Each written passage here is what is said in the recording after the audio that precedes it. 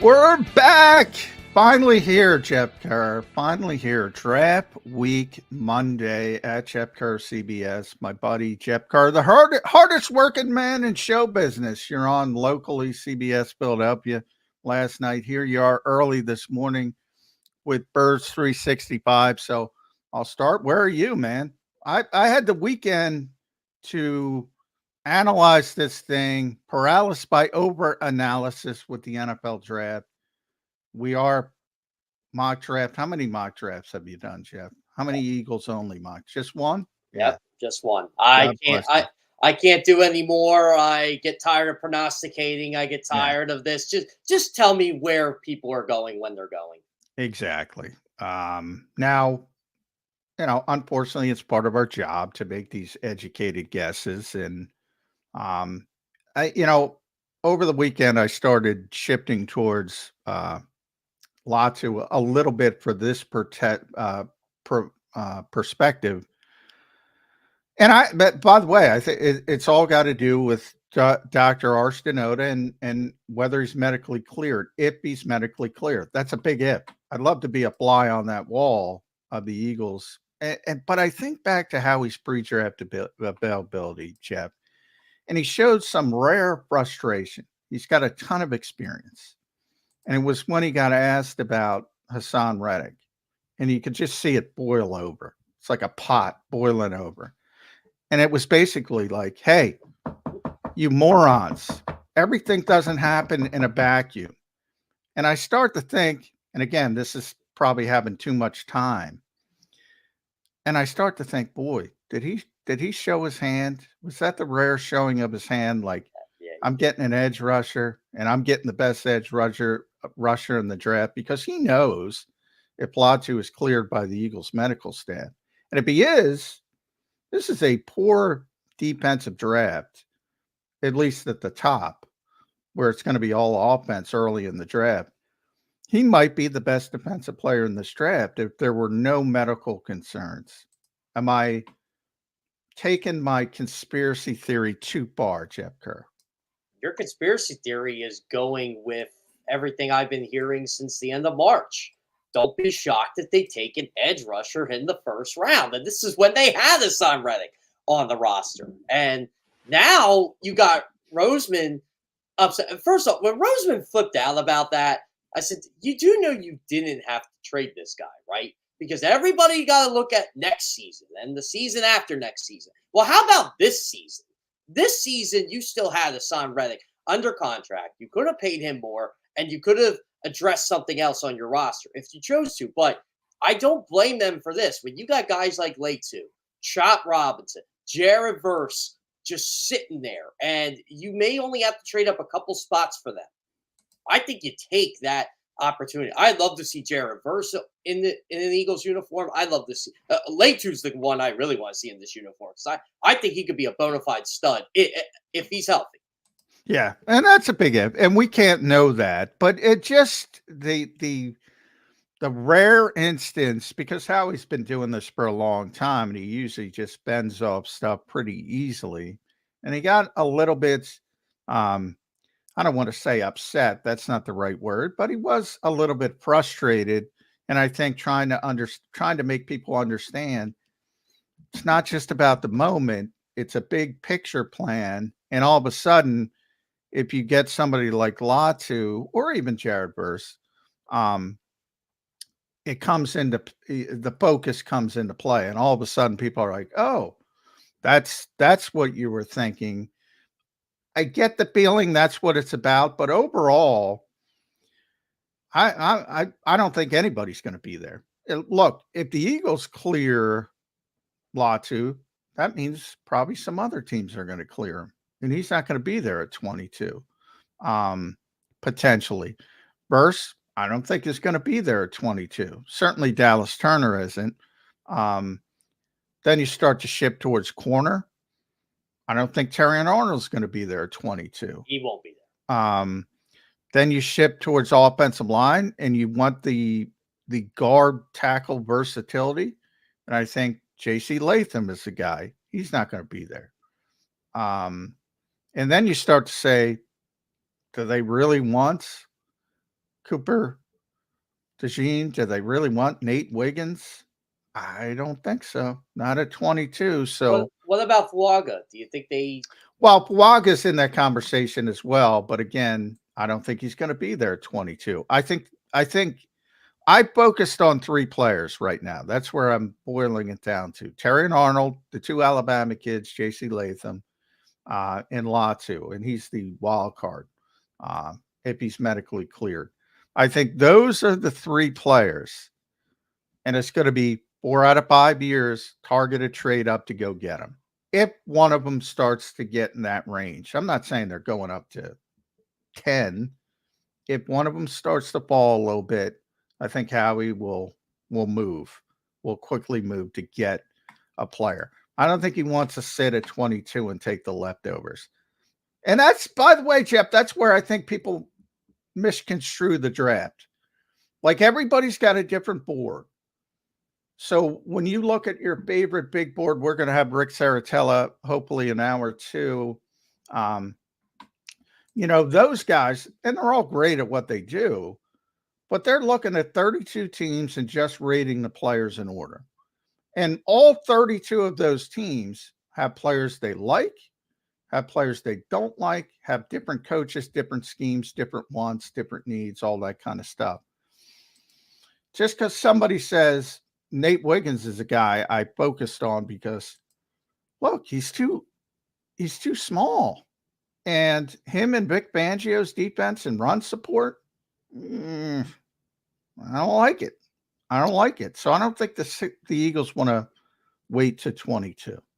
And look, Nate Wiggins can play, but yeah, all your concerns, I agree. Now, it's funny, when I did my no trades mock draft, and I predicted I was going to do it, and it actually just happened he fell there. But Chop Robinson at 22, I'm like, you know what? If they have to pick at 22, and again, this is no trades, I feel that's a fair pick there because they like him. But when I was looking across the board, it was like Wiggins, Cooper DeJean. I'm like, I don't think they're in love with these players. And so that's why I keep saying to myself, they're going to trade up if one of these guys falls. And, Latu's one of the guys I feel they really love. You know what, John? I'm convinced, like, they're taking either an interior lineman or they're taking an edge rusher in this draft. I really don't think they're taking the cornerback round 1. Yeah, I mean, I could see that. But I do, Adam Schefter sort of put out his intel and this morning on the Eagles, and predictably it included what I just talked about, the targeted trade up, because that's been their recent history.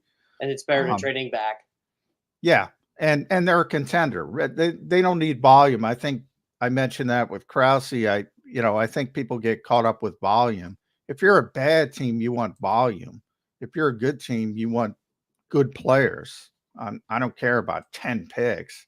I don't need 10 picks to populate my roster. If you have a 3-win team, you probably want 10 picks. You probably want more than 10 picks. You want to populate the roster. That's not the case here in Philadelphia. But, Adam brought up, as everybody brought up, and this one drives me crazy, and I'm not blaming him, but they haven't drafted a cornerback. They don't draft cornerbacks. And back to Lito Shepherd. Well, they wanted to draft J.C. Horn. They wanted to draft Patrick Surtain. They wanted to draft Derek Stingley the next year. Even, everybody wanted to draft Sauce Gardner. That was pie in the sky, but they love Sauce Gardner. They would have drafted all those players. Back in the day, they wanted to draft Darrelle Revis. Yeah, I mean, there are 31 other teams in the mix. Believe me, they would like to have Dallas Turner. They're not going to have a shot at Dallas Turner.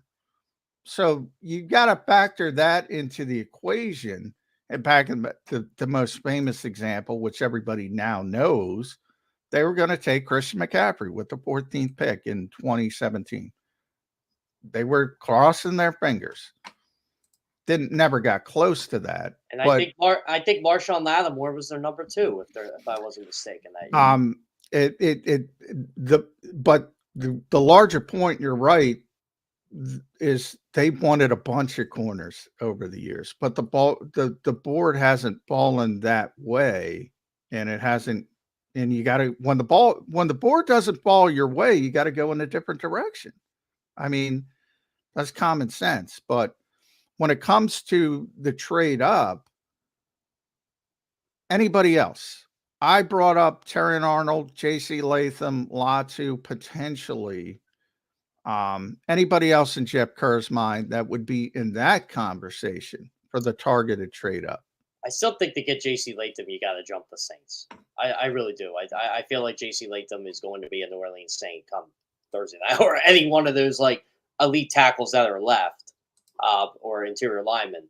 So I'm looking towards that. Terry Arnold's a guy I definitely would trade up for. Latu. I'm just trying to remember my board and how it fell.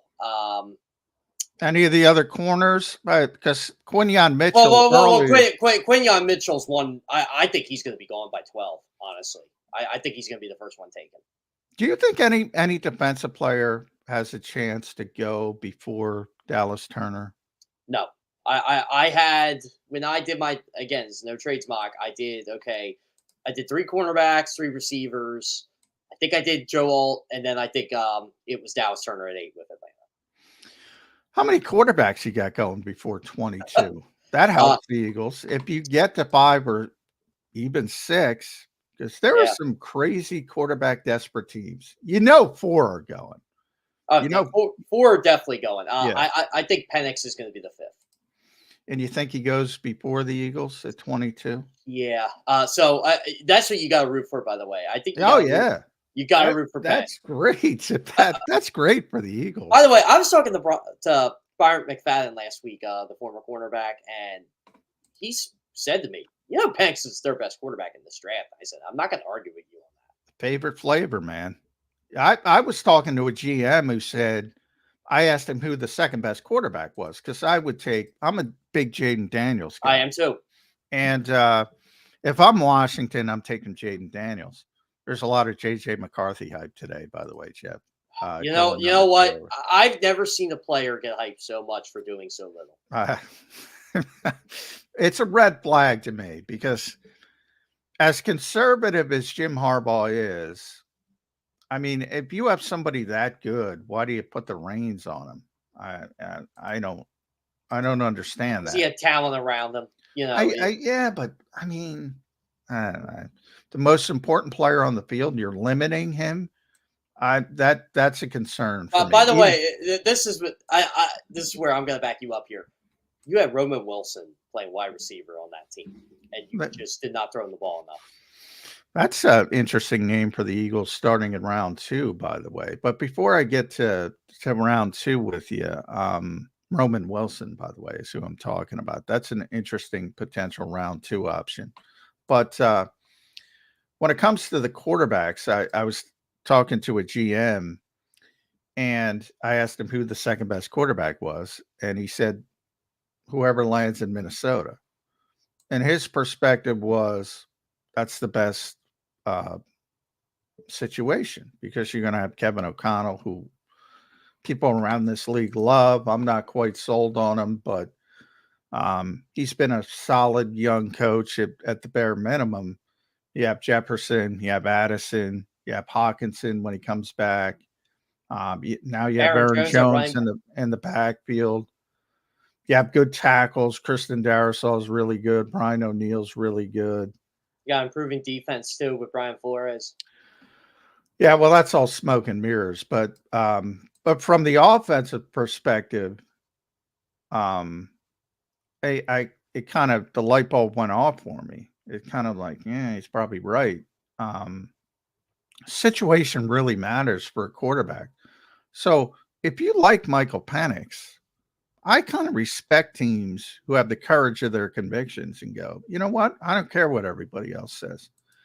If I like this kid, I like this kid for my system. And he might end up being better than the Drake Mays and the JJ McCarthys of the world. Yeah, I would agree with that. So one thing with Penix, I always go back to, if it wasn't for his injury toward the end of the year last year. Are we talking about him as back into the first round, early second? I don't think so. I think it's in every game I watched Michael Penix play last year. I said, "Wow, this guy is a top 10 pick," and for some reason, the draft nicks are telling me he's not. So what am I missing here? I guess I'm one of those watch the tape kind of people, and when I'm judging these quarterbacks, and I'd have to agree. I think it's Williams, Daniels, and then Penix. I like Drake May, but I don't like where Drake May is probably going to end up, and that's New England.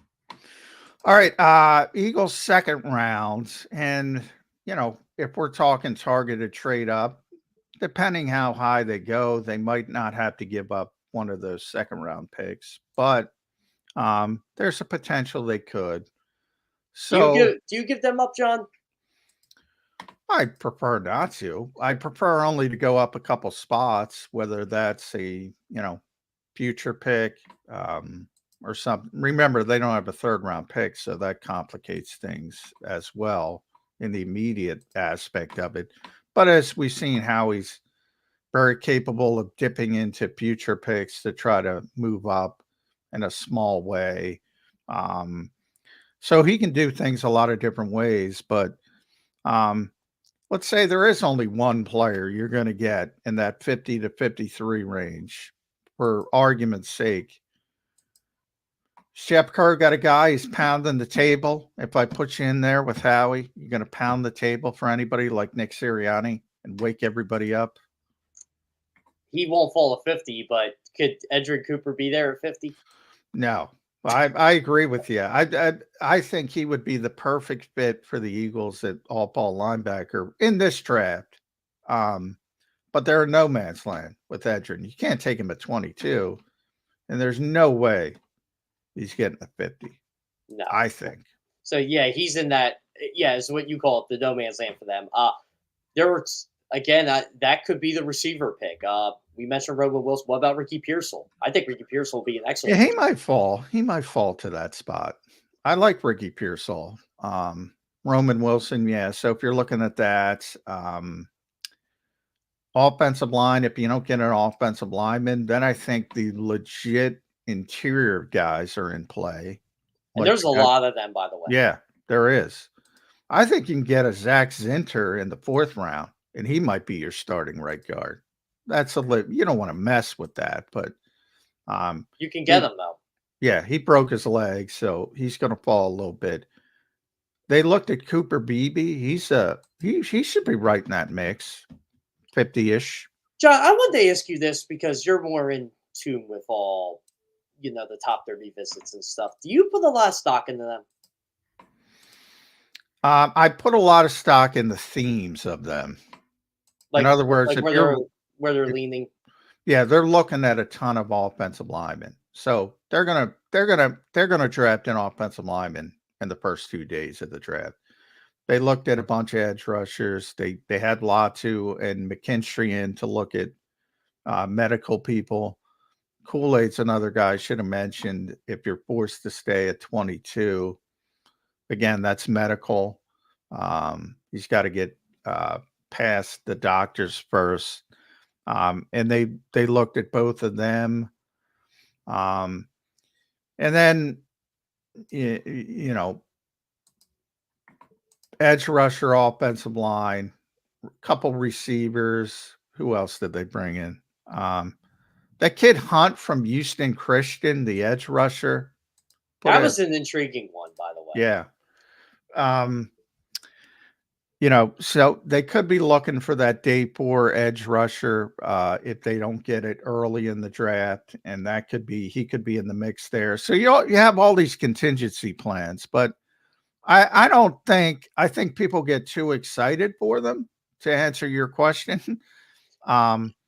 And I always say, I would always say to Jody, meetings can go one of two ways. They could be good or they could be bad.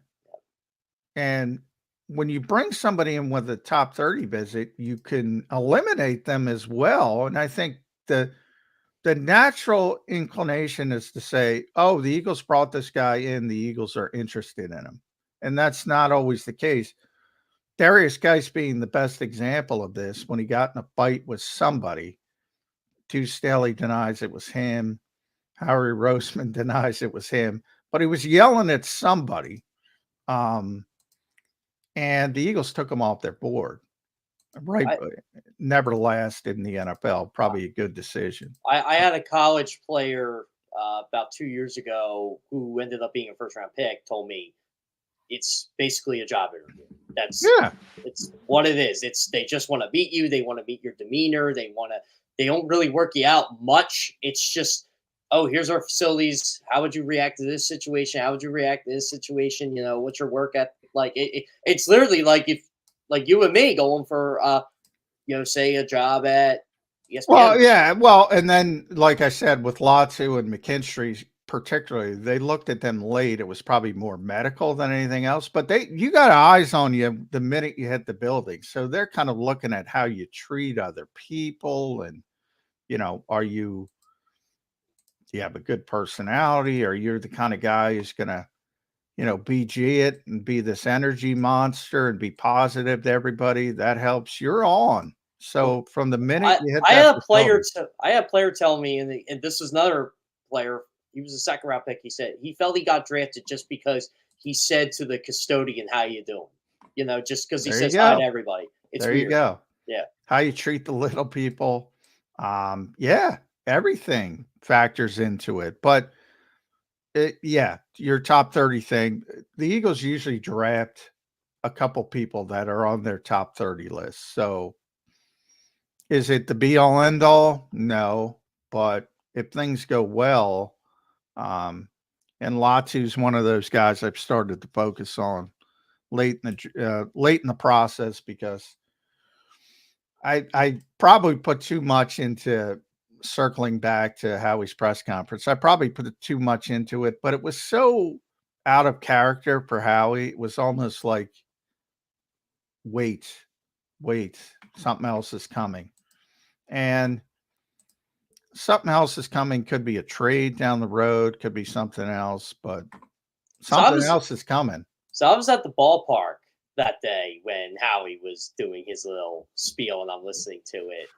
And I believe it was Dave Uram that asked the question that got him. Yeah, and he was very unfair to Dave. I mentioned that on the show. He's Yeah. very, very unfair to Dave. And I saw Dave that day, and Dave goes, "Did you happen to hear Howie today?" I said, "Oh, I heard it because I think he just gave me his hand of 15 in blackjack." I'm like, yeah, Dave. Yeah, I criticized Howard pretty harshly on this show. He was very unfair to Dave, but it was a fair question too. Yeah, it was a fair question. It was, I think, how he got frustrated. As I said, it was born out of frustration. I should have handled it better. I think if somebody else asked the question that he's more used to, he would have handled it better. And I think that's completely unprofessional. Which is weird because Dave's there a lot. Yeah, but not, Howie doesn't talk a lot. So, Nick gets to see us a lot more. Howie only speaks very rarely. And he speaks to a more condensed group usually. And he gets comfortable with something. I think it's unfair. I said it was unfair, but it is what it is. And I think, later Ruben asked a question he doesn't like, and he handled it better because it was Ruben. That's my point. And he's known Ruben for 100 years. And Ruben sat in the same seat for 100 years. Yeah. So that's what that was about. But anyway, that's inside baseball.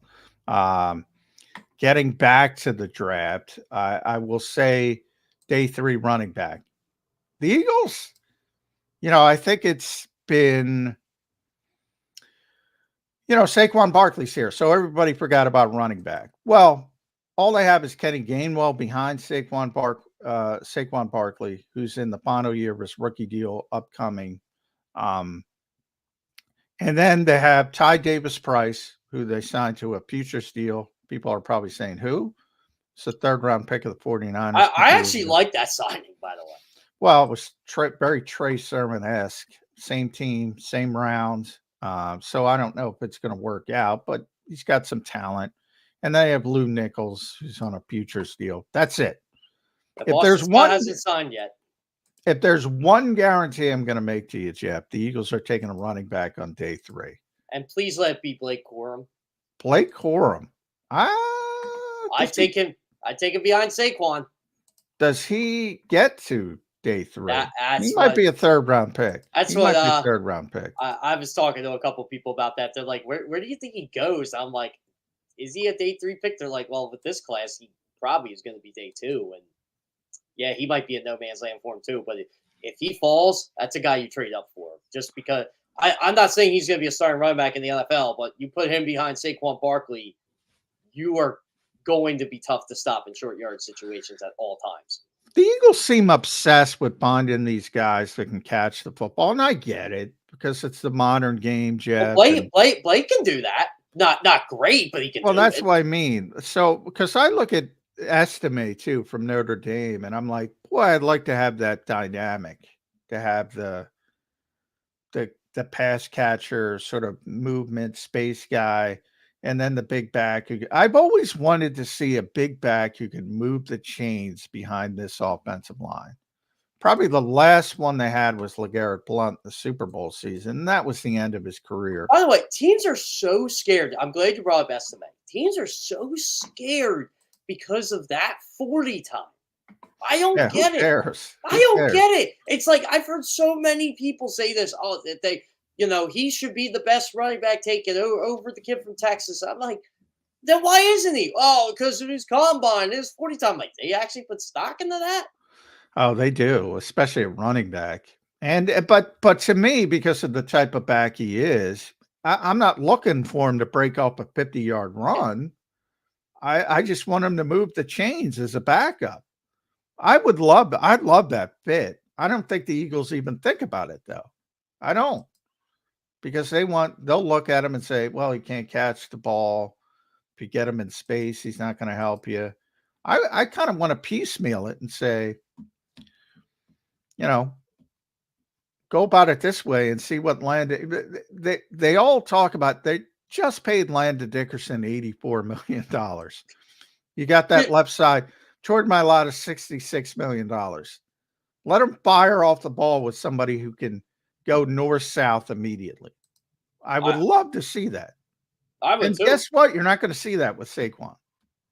No, he's not a north-south guy. Never was. No. I used to criticize him when he was at Penn State because he run east-west too much. In fact, some people have told him basically what I told them about the way he runs. So you want me to run straight? That was the response. So, this is what it is. You take the good with the bad when it comes to Saquon.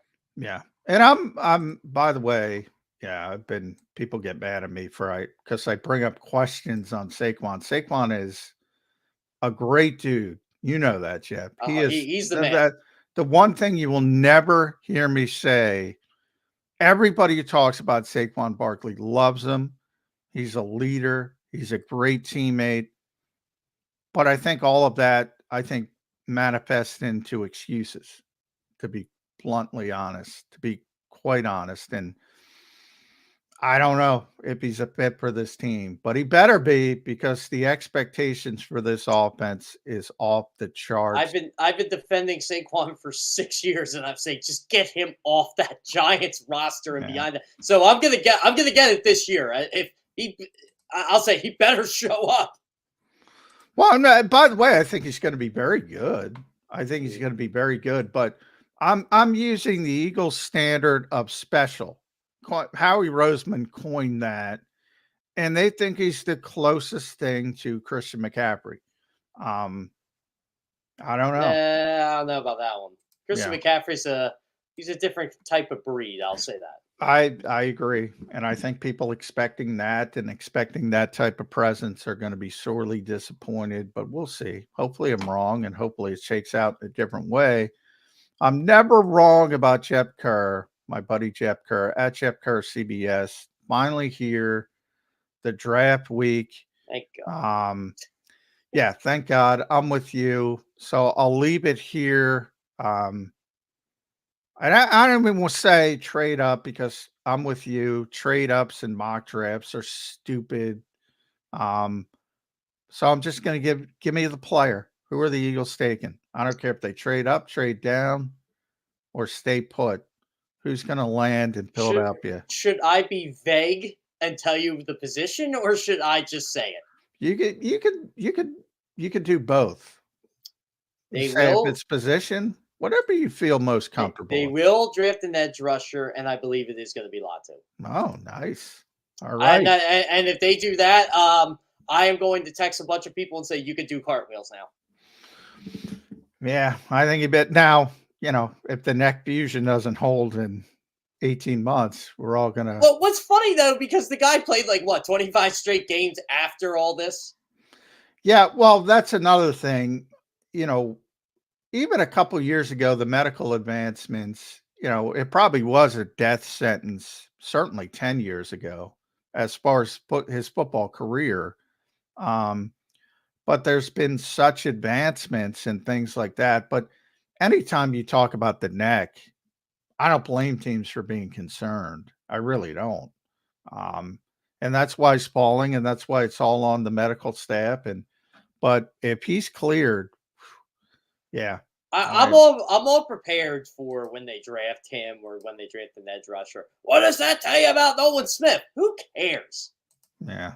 It's my Chester Taylor story. Oh, yeah, when Chester Taylor's 1,000-yard back and they drafted Peterson. Yeah. Because I was confounded. And I said, why are you drafting? At the time, Minnesota had a ton of needs. And I'm like, you already got a pretty good running back. Quarterback was one of those needs, by the way. Yeah. I asked one of the personnel guys, and I said, you got a good running back. What you got a ton of other needs. Why this big? And he just, the great quote, F Chester Taylor. Oh, man. This guy's different. He was saying, he was not criticizing. Chester was a very good player. When Adrian got drafted in 2007, and again, this is when I was starting to kind of rank my best player. That's one thing I love to do, rank the best players in the draft. I'm like, Adrian Peterson's number one, right? And looked like I was right. 17 years later? Yeah. Well, he should have been, but yeah. So, and by the way, that's one of the reasons covering Adrian Peterson early in his career is one of the reasons I don't want to hear excuses for Saquon. If you're that good, you find a way. This guy won the MVP facing more 8-man boxes than I've ever seen in my life. The quarterback was Christian Ponder. Daniel Jones makes Christian Ponder makes Daniel Jones look like Joe Montana. One of the easiest evaluations I ever did, breaking down a game. I was in my junior year of college, and we were breaking down the NFL playoffs. And the Vikings were playing the Eagles that week, and I said, the Eagles got this. And everybody goes, man, you're so confident. I'm like, do you see who the Vikings quarterback is? Do you really think Tavares should? Well, what about Adrian Peterson? I'm like, okay, you stop, put an 8-man front, you stop Adrian Peterson. Done. And it did work. Yeah. It didn't always work, though. He did have a 40-yard run in that game, though. I will say that. Yeah, normally you put an 8-man box, you can stop anybody, but there are a few guys. Adrian was one of them. Earl Campbell, way back in the day, was one of them. And Earl Campbell. Walter Payton, obviously. The great, Emmitt Smith, Barry Sanders. Eric Dickerson probably faced Eric Dickerson. Those guys. Jason Kelsey talked about it, Jeff, there were 2 players he played with, he said, that would have been successful regardless of coaching scheme, philosophy, anything. Jason Peters, Fletcher Cox. I personally think he should put Lane in that category and AJ as well, but maybe with AJ hasn't played with him long enough. Lane, I think he forgot, but very few players can perform successfully no matter the situation. Guys like Adrian were like that, and that's where Saquon's not like that, and I think they're trying to claim that he is. I still say they overdrafted Saquon when they did. I thought Saquon was that's without question, but that's part of the valuation of the position, the modern era, all that kind of stuff, but that's not his fault. No. That's not his fault. The Giants definitely overdrafted him, and then you waste all your time trying to build around a running back They wasted over half a decade. They're still wasting time. If they draft JJ McCarthy, I'm just gonna laugh. I No, really am. I They think, don't need him. They need other things. They don't need JJ McCarthy. but all right. Well, you keep. I apologize. I'm keeping you over, Jeff. You can But keep me as long as you want, John. I'll I, work till the afternoon. I'm going to go the quarterbacks. I'm going to go obviously Caleb Williams, and then the draft starts with Washington's decision. I still think they're going to Jaden Daniels. You think New England's taking a quarterback, or they're going to trade down? I think they should take a quarterback. I just don't like any quarterback they're going to take. So maybe they are the team that trades I down. think they're going to take advantage of Minnesota, who badly wants Drake May. Josh McCown used to coach him in high school. I think the Vikings. By the way, that's another guy you forgot to mention why Minnesota is a great situation. Look where Josh McCown's at. Yeah, Josh as well. I should have mentioned Josh, who's, when he was here for the short period, phenomenal guy. I think he's a future. I said it when he was here as a player. And the Eagles, by the way, wanted to hire him immediately as a coach, to their credit, but he knew he still was going to get paid as a backup quarterback. And that's more than being a assistant quarterbacks coach. The Eagles wanted, in fact, I wrote a column. I got killed, Jeff. I'm going to tell you this. You story. always get killed, but what'd you get killed for this time? I said the Eagles should make him the offensive coordinator. I remember that. Yeah. I said, who has more experience, understands more offensive systems than Josh McCown, who's played in like 17 different cities. He's seen every offense, every scheme. The Eagles would tell me, and more NFL teams will tell me, he's a future head coach. Why all the bullshit? Why? You got to start a quality control. You got to start at quarterbacks. You got to tell that to Sean McVay. Yeah. Why all the bullshit? I said, do it. Show the courage of your convictions. And they didn't do it. And he ended up going to Houston. And they made him the quarterbacks coach right off the bat. And you remember they interviewed him twice to be the head coach. And he's going to be a head coach. And if Drake May hits, if what I say is going to happen, but even if Minnesota gets McCarthy, whatever, and that quarterback hits, he's going to be a head coach in 2 years. Oh, absolutely. Maybe even quicker than that. I mean, look how quick Kevin O'Connell became a head coach. Yeah. So people think it's crazy, but for some reason, and I compare this with the NBA and Derek Fisher, who played 18 years as a point guard. Pretty good too. Yeah, pretty good player. And then they hired him to be, who hired him? The Knicks, I think, hired him to be a head coach right away. And people were killing. He's got no experience. Near to Jason Kidd. He's got no experience. I'm like, 18 years of playing the game is no experience? What other injury? That's not experience. I always say this, and maybe it's because I played some point guard. I know my frame, but I was a good shooter. But when I was playing some point guard, I'm telling you, John, you see so much more on that basketball court than you even wanted.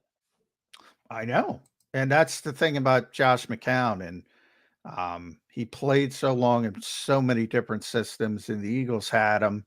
Boy, I think they should have seized the moment, but things go quickly. I think Washington should have seized the moment too with Sean McVay, and who else did they have on that staff? They had, that staff was phenomenal. Yeah. Who is the latest of that group now that's a coach? I'm drawing the blank.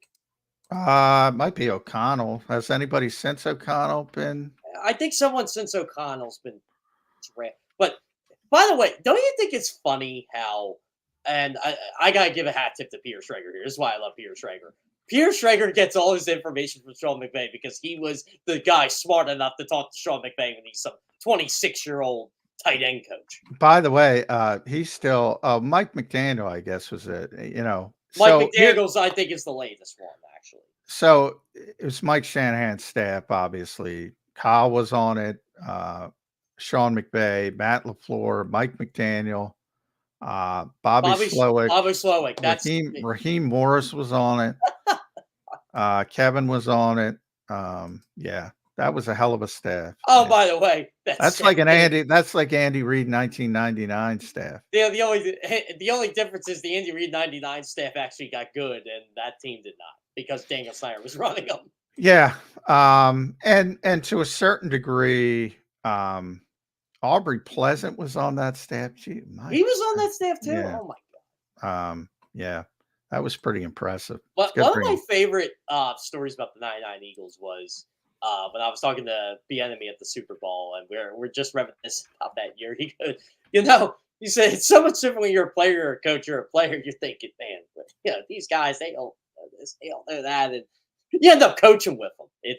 He said it all comes full circle, it really does. And I'm like, yeah, I said, as a matter of fact, and he actually remembered this play. I said, you had a 73-yard kickoff return in McNabb's first start. He said, I should have scored.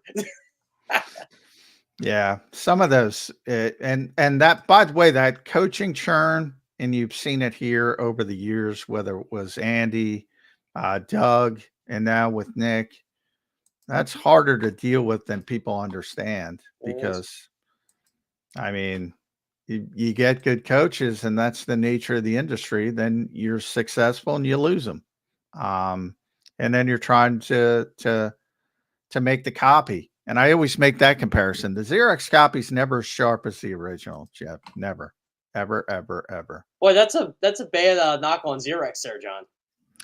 All right. Well, they're not sponsoring the show yet, so I can still use that. If they do, I will stop using that comparison. But you're right. At Jeff Kerr CBS is always right. Make sure you follow Jeff on X, Twitter.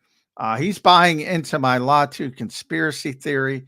We'll see. I'm sure I'll be here Friday, and everybody will be ripping me after they take Nate Wiggins. I wouldn't be shocked on that one either. Yeah, because I've crossed him off my board. But we'll see how it shakes out. That's the fun of the NFL draft. It's always fun talking to Jeff Kerr, my buddy. More Birds 365 after the break.